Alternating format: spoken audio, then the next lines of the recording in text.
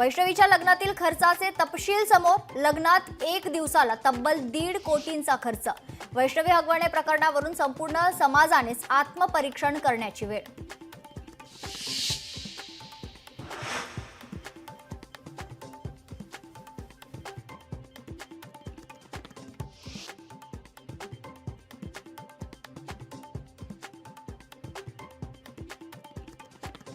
आत्महत्या प्रकरणी धक्कादायक माहिती समोर. मृत्यूच्या दिवशीही वैष्णवीला मारहाण. वैष्णवीचा शवविच्छेदन अहवाल पोलिसांकडून कोर्टात दाखल.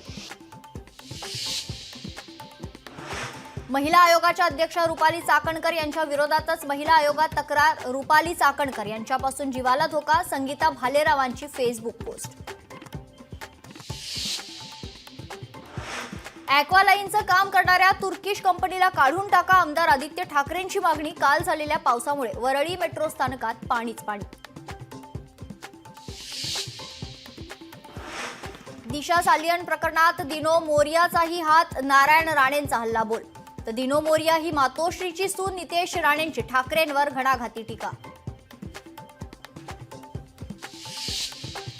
राज्य मंत्रिमंडळाची बैठक संपन्न. बैठकीत 10 मोठ्या निर्णयांवर शिक्कामोर्तब. शेत जमिनीच्या कौटुंबिक वाटणी पत्राच्या दस्तास लागणारी फी माफ करण्याचा सरकारचा निर्णय.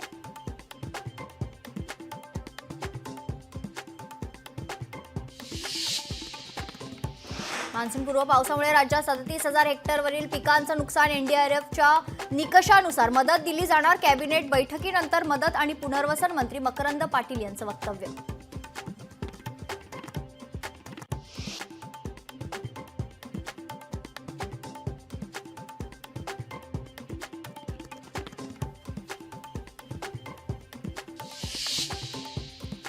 पुण्यासह रायगड, रत्नागिरीला हवामान विभागाकडून रेड अलर्ट. तर पुढील 4 ते 5 दिवस सातारा, कोल्हापूर आणि सांगलीत जोरदार पावसाची शक्यता.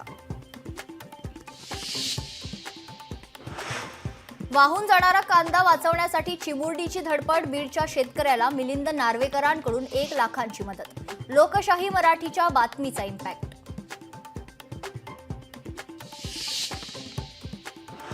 राज्यात 278 सक्रिय कोरोना रुग्ण. मुंबईत 37, ठाण्यात 19.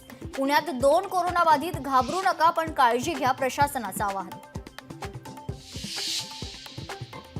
नर्स सासूने सुनेचा घरातच केला गर्भपात. नाशिकमध्ये संतापजनक घटना समोर. आंतरजातीय प्रेमविवाह केल्यानं सासू नंदेकडून पीडितेला जातीवाचक शिवीगाळ.